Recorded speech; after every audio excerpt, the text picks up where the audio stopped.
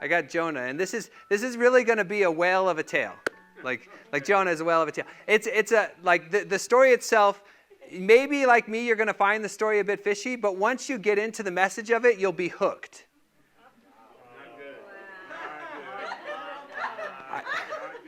I don't know. Like, I'm hoping with these jokes that I might reel you into the sermon. No?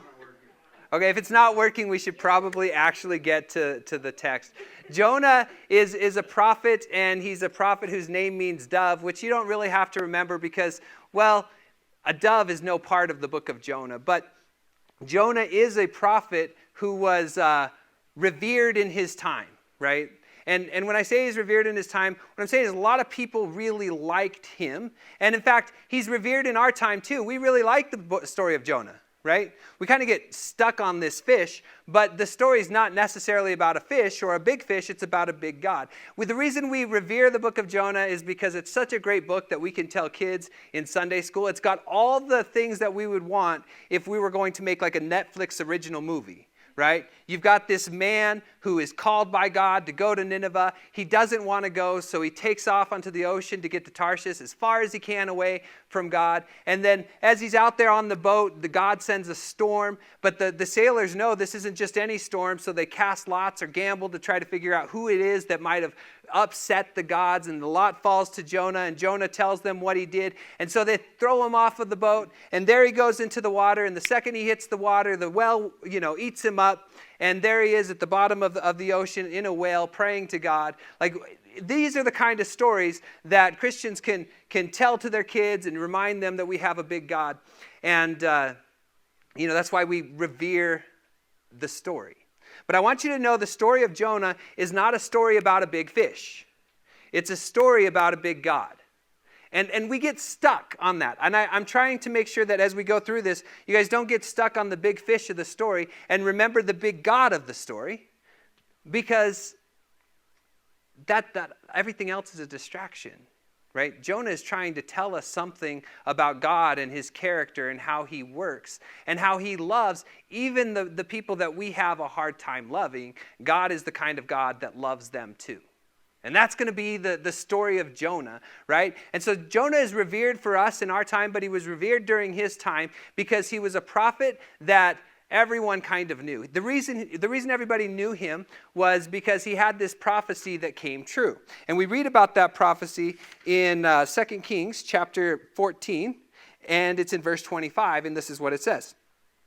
It's talking about King Jeroboam, but Jonah is going to be mentioned in here. Here's what it says. He was the one who restored the boundaries of Israel from Lebo-Hamath to the Dead Sea in accordance with the word of the Lord, the God of Israel, spoken through his servant Jonah, son of Amitai, the prophet of Gath-Hepher. And so I just want to point out, Jonah is the one who gave this prophecy. And so everybody would have really liked Jonah. And we find out a couple things in this verse about the person Jonah. First thing we find out, he's from the nation of Israel. Is that northern or southern kingdom? Everybody say northern. Yeah, so you guys are paying attention. I know it. That's the northern kingdom, and we know he's from there. And because of the information around Jonah here, we know that he lived around 780 BC, right? Which is a long time ago. And we know that he was probably revered because his message was a positive one for the people of Israel. God is going to restore the boundaries. And so everybody liked the message that he was offering. And more than liking the message he was offering, the prophecy actually came true.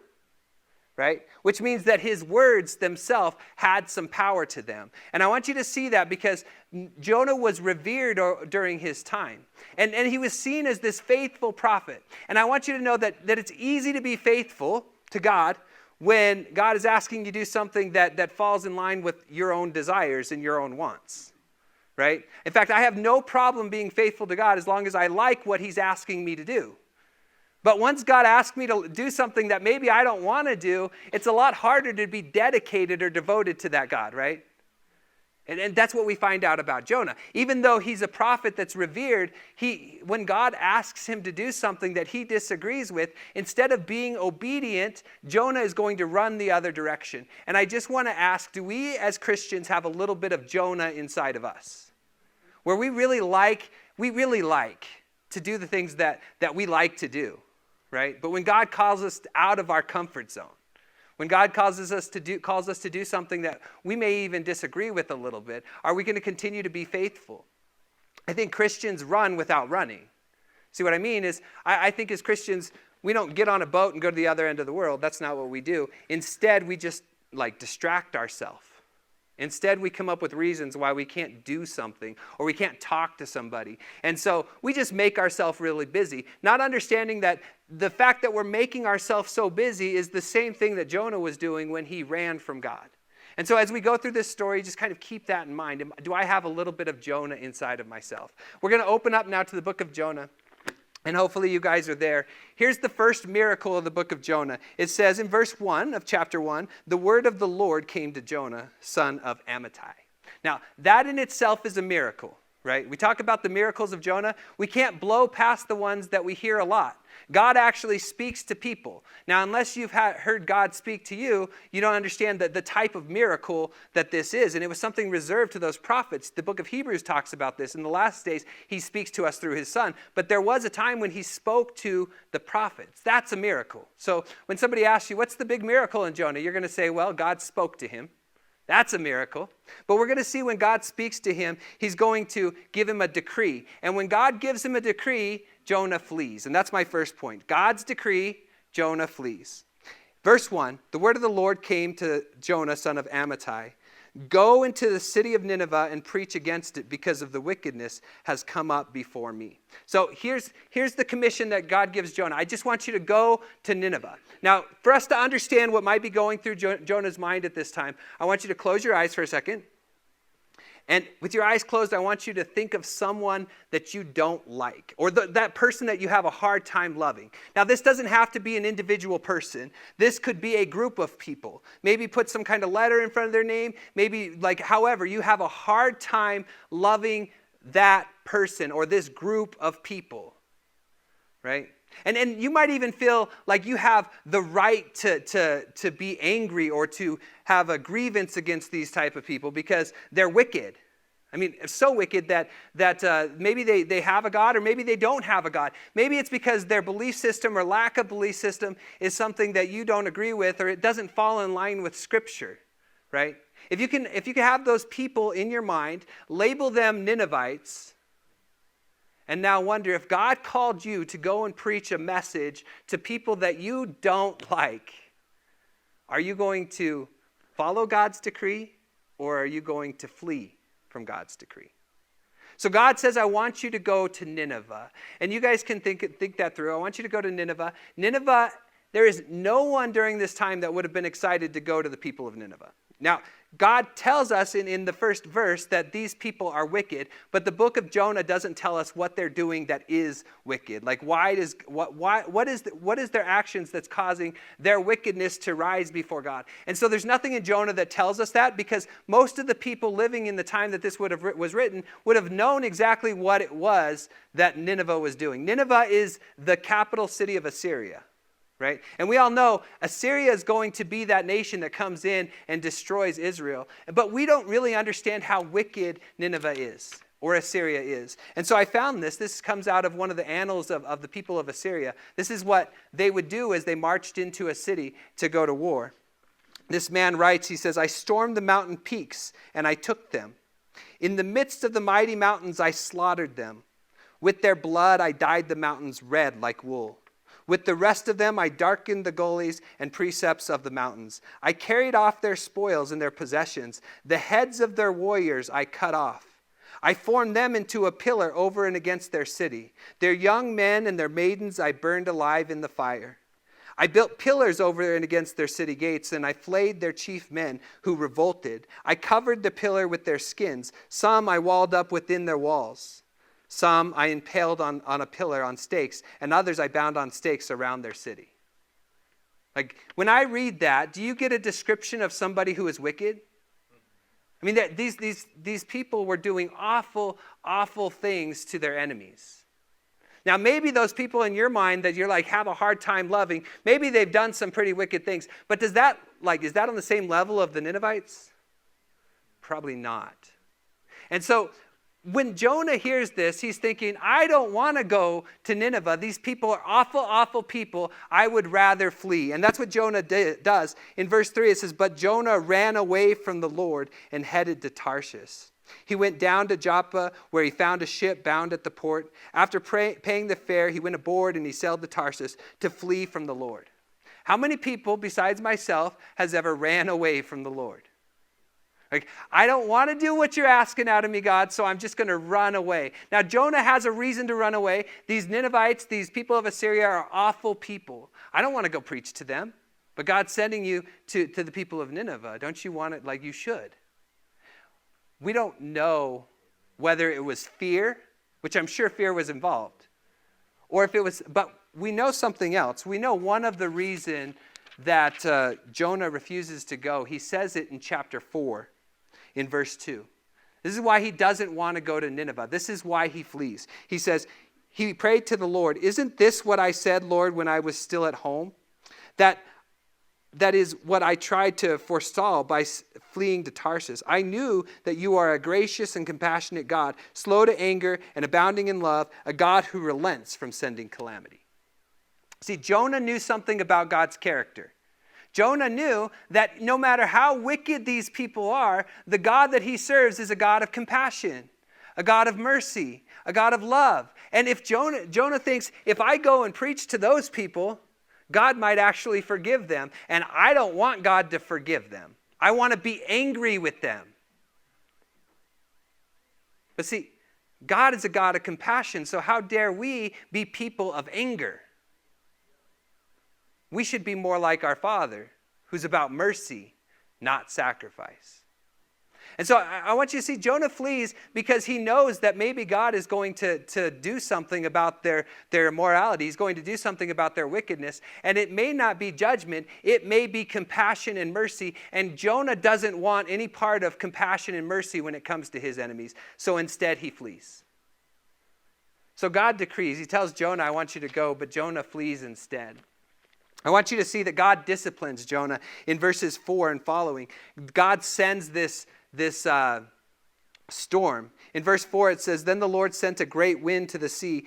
Such a violent storm arose that the ship threatened to break up, and the sailors were afraid. Each one cried out to his own God, and they threw the cargo over the ship.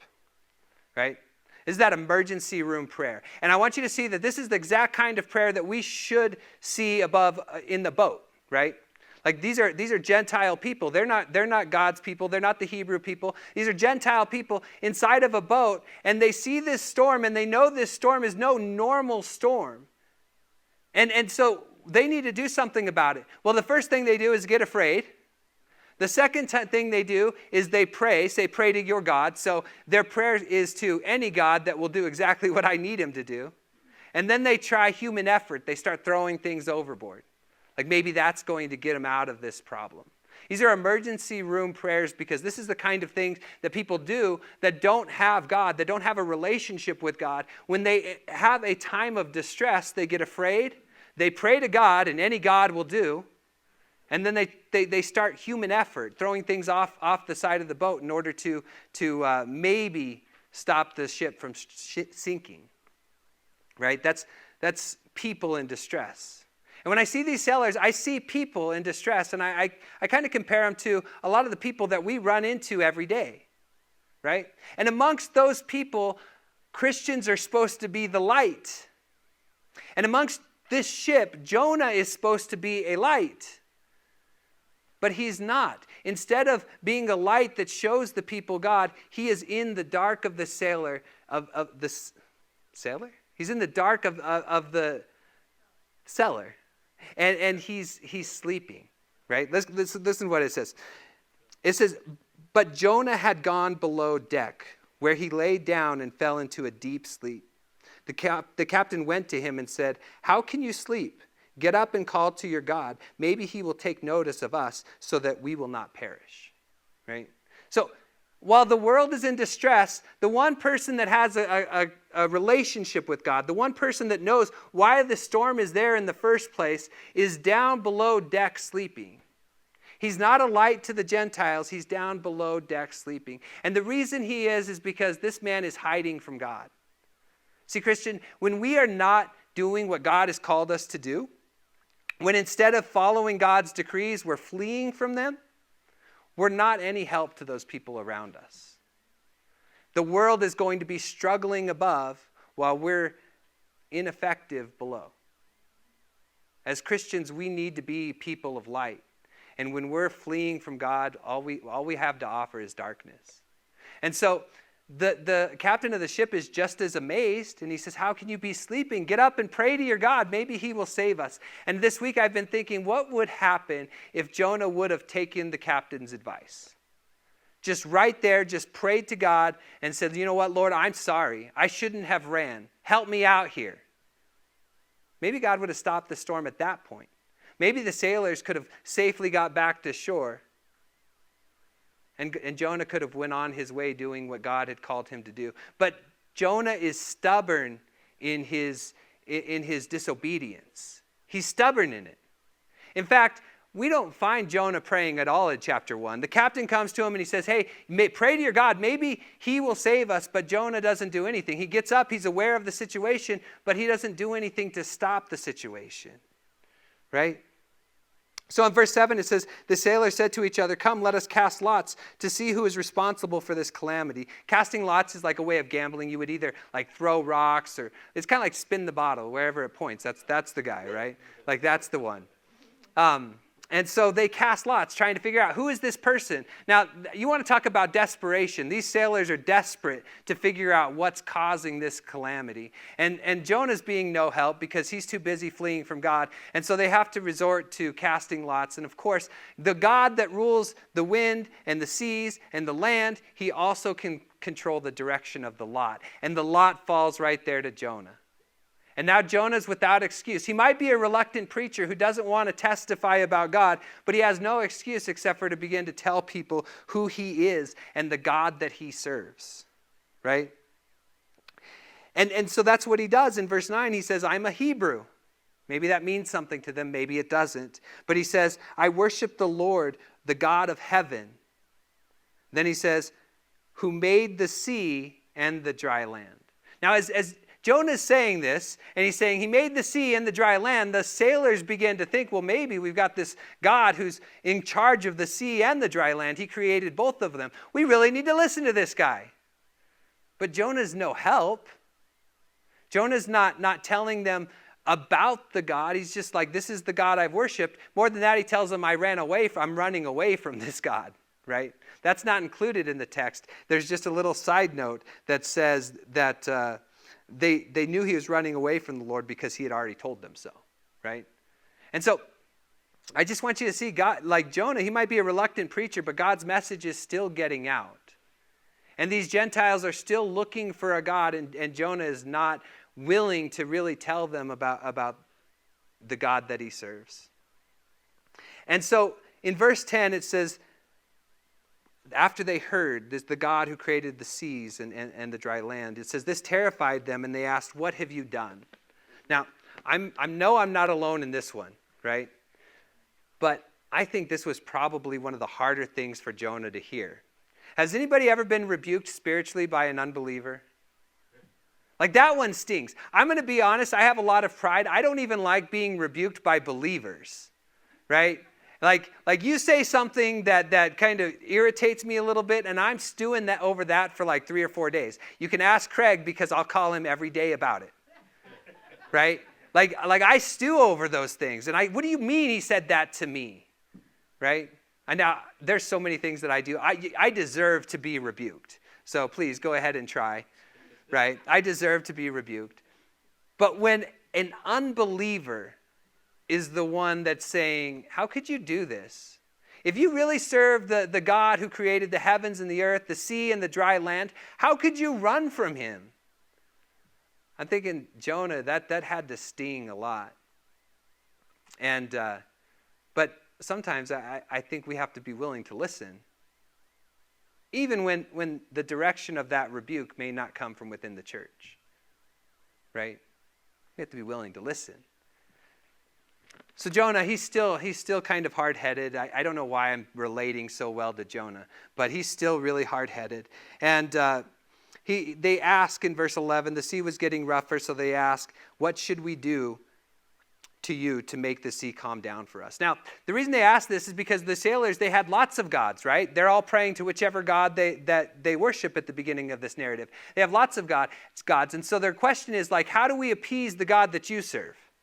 That's their question. Like, what does the God that you serve, this Hebrew God, what does he require to calm down a little bit? But Jonah's answer surprises them, and he says, you got to pick me up and throw me into the sea. Now, I think Jonah is still a little selfish there because, man, if you're ready to repent, you should have just jumped in yourself, right? Like, Jonah should have just jumped in himself. But see, he's laying the responsibility on the sailors to do what's right.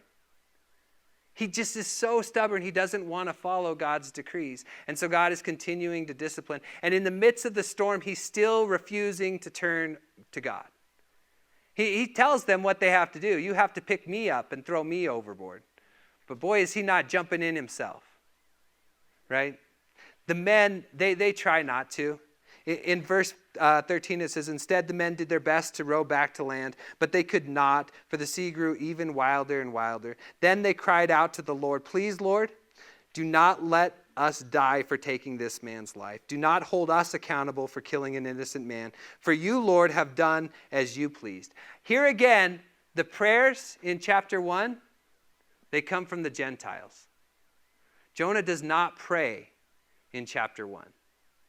It's the Gentiles that remember to call on God. They don't know which one to call on. They're the ones that fear God's wrath. And before they even throw Jonah overboard, they say, God, don't hold this against us. We're just doing what you asked out of us. And it's just such an interesting story, the parallel. You have this man of God, which was revered in his community as being somebody who spoke the word of God. And here he is in a boat being completely helpless. He's not helping these Gentiles. And so they end up throwing him overboard. Right? It says, then they took Jonah and they threw him overboard, and the raging sea grew calm. At this, the men greatly feared the Lord, and they offered a sacrifice to the Lord, and they made vows to him. Right? That's the Gentiles. They're on this boat. They don't know what to do, but Jonah has proved to them that his God is God, even though Jonah wasn't doing anything to try to prove that. The Gentiles still see it. And they throw Jonah overboard, and then they fear God, and they make vows to him. My next point is in verse 17, it's God delivers. And here's what it says. Now the Lord provided a huge fish to swallow Jonah, and Jonah was in the belly of the fish for 3 days and 3 nights. From inside the fish, Jonah prayed to the Lord his God. Now, we like to make this part the main part of the story, right? If you ask everybody, what is Jonah about? It's about a big fish. But it's not. It's about a God who provides. In fact, if you look at verse 17, the subject of the sentence is not the fish. The subject of the sentence is, now the Lord provided. See, we get caught up on the fish. Could God really send a fish that's that big that could swallow up this man? And you get caught up, you get stuck on it, that you missed the point of the book. It's not about a big fish, it's about a big God. The Lord provided, right? Now, I don't have a problem with Jonah because I don't have a problem with Genesis 1:1. In the beginning, God created the heavens and the earth. And if I believe that a God can create all that we know is in nature, being outside of nature, I have no problem with the big fish. Whether the big fish is still swimming in the oceans or if it's not, I don't know. But I do know that God is powerful enough to do something like that. And the real miracle is that the Lord spoke to Jonah and that he's still speaking through Jonah to you today. See, that's the miracle. God provided. And so what is he providing for you in that story, right? God provides still. Now, we don't know whether or not that provision is going to come in a big fish. In fact, most of the time, provision in my life doesn't come in the form of a big fish, right? It comes in the form of offerings when right in the moment that we need it. Or, that bill's so close to being due, but my paycheck comes just right in time, right? Or, man, my gas gauge says it's about ready to be out of gas, but I got to go to the bank first, and that's 10 miles. I hope I can make it. And their God is just providing, even though I don't always know how. The Lord provided for Jonah. He's still providing today. And we look at Jonah's prayer. See, now we get to see inside the fish. And I want you to know that I've always pictured this story like the people throw Jonah overboard, and before he hits the water, there's this whale that jumps up and eats Jonah, and he's down in the belly, and that's how I've always pictured. But the thing is, the Bible doesn't talk about a whale. It says a big fish. And it doesn't say that Jonah didn't have to suffer through the waves.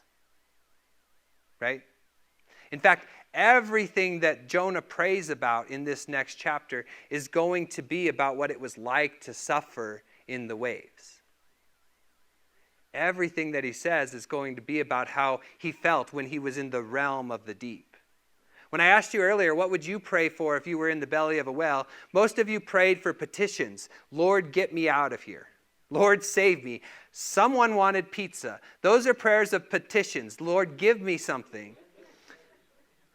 Jonah didn't pray a prayer of petition. He prayed a prayer of thanksgiving and praise. In fact, he doesn't even repent in this prayer. He doesn't say, I'm sorry. Like, I believe that he did all those things, but that's something that we're not included in as we read the book. Because Jonah is talking about how he went into the depths and he called out to God. We don't get to hear the prayer where he actually called out to God. He's just saying, I did it and you saved me. Right? And the deeper Jonah goes down into the water, the more God is able to lift him up. And I think that's how God works, is as the deeper you go into your own mess, and you realize that you have no help out of this mess except for the God who can pull you out. That's the point behind this book. And so let's look at Jonah's prayer in the last 4 or 5 minutes. Here's what it says. In my distress, oh, by the way, this is Jonah's declaration. In my distress, I called on the Lord and he answered. From the deep realm of the dead, I called for help. And you listened to my cry. You hurled me into the depths, into the very hearts of the sea, and the currents swirled around me. All your waves were breakers swept over me, and I said, I have been banished from your sight, yet I will look again towards your holy temple. Right? Jonah is describing what it was like to go down into the water. He's describing what it was like to be hurled into the deep, to be in distress. And what he found was no matter how deep he sunk, God was still able to hear his voice. Right? In fact, verse 3 again, you hurled me into the depths, the very heart of the sea. This is something that it would have been hard for a Hebrew to figure out. Hebrews are desert people, by the way. If you didn't know that, read Exodus. They like the desert. Warm sun, hot sand, that's where they feel right at home. In fact, the Bible, when it talks about boats, usually there's some kind of storm that's about ready to take it out, or it's sinking, right? Hebrew people love the desert. So first of all, just Jonah getting onto a boat to flee from God shows how stubborn he was in his disloyalty. But he's coming to his senses that even in the deepest parts of the ocean, if he cries out to God, God is still going to hear him, right? And I picture, because no longer do I picture Jonah getting eaten by the whale once he hit the water. I think God let him sink. I think God let him go down a little bit. God let him struggle a little bit. God let him deal with some things, because until he came to what I would call a death to self, God couldn't raise him up. See, and that's what was holding Jonah back from going to Nineveh in the first place. He didn't want to. And it was about him. And that's what had to die in the ocean that day. And so he's in distress, and God is lifting him up, right? Verse 5, it says, the engulfing waters threatened me, and the deep surrounded me. Seaweed wrapped around my head. The roots of the mountains I sank down. The earth beneath buried me forever. But the Lord my God brought me life up from the pit. Right? This is somebody who's down in the depths. And from the depths, he's finding that God can lift him up. See, that's true for Jonah, but it's true for you, right? In the depths, God can lift you up. I like verse 7. He says, when my life was ebbing away, I remembered you, Lord, and my prayer rose to you, to your holy temple. See, that's Jonah. His life is nearly over. I picture Jonah grasping for air, nearly fainting.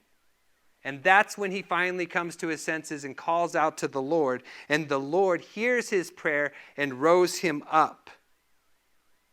Right? See, this reminds me of a story Jesus told about the prodigal son. The young boy that asked his father for inheritance and then took off and spent it all on wild living and then ended up feeding slop to a pig, longing for what the pigs were eating. See, it wasn't until he came to the very end of himself, the very rock bottom, that he decided, I'm going to turn back to God. And that's Jonah. He had to come to the very depths of the sea before he realized God can lift him up. Verse 8, it seems odd because Jonah talks about those who cling to idols, but I think Jonah might be talking about himself. I don't know. Here's what he says. Those who cling to worthless idols turn away from God's love for them. Now, I think the idol that Jonah had was disloyalty. I think he was talking about his own idol of disloyalty and how when he was clinging to that idol of disloyalty, that idol of himself, he was actually turning away from God's love for them. But he could be talking about Nineveh. You decide. In verse 9 it says, but I, with shouts of grateful praise, will sacrifice to you. What I have vowed I will make good. I will say salvation comes from the Lord. See, Jonah comes to the end of himself. He's talking about a prayer that he prayed when he was in the depths and God lifted him up. And he tells God, I'm going to do 3 things for you. I'm going to shout grateful praise. I'm going to sacrifice. Now, that would have been an important part of a Hebrew way of appeasing the God that you're disloyal to. But we only have one sacrifice today. Jesus is our sacrifice. And so shout your prayers, but remember when you're coming back to God, the sacrifice that makes you clean is Jesus Christ and what he did for you on the cross. He's the one who can raise you back up.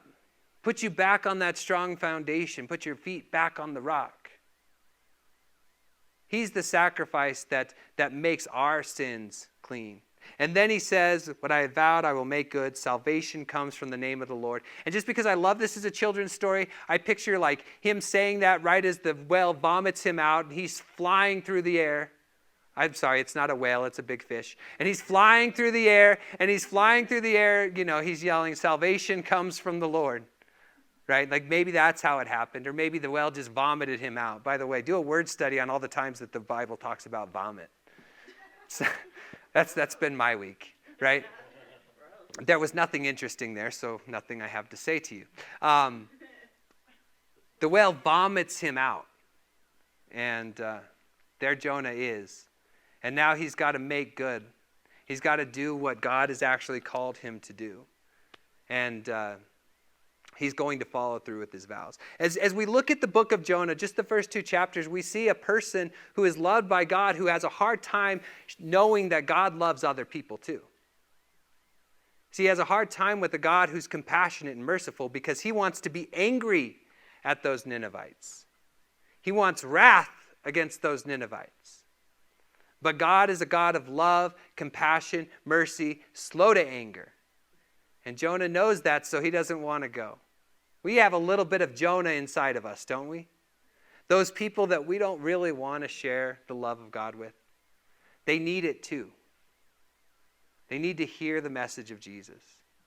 And it's your responsibility to follow God's decree instead of fleeing away. We're going to sing a song of invitation. It's number 915 in your hymnal.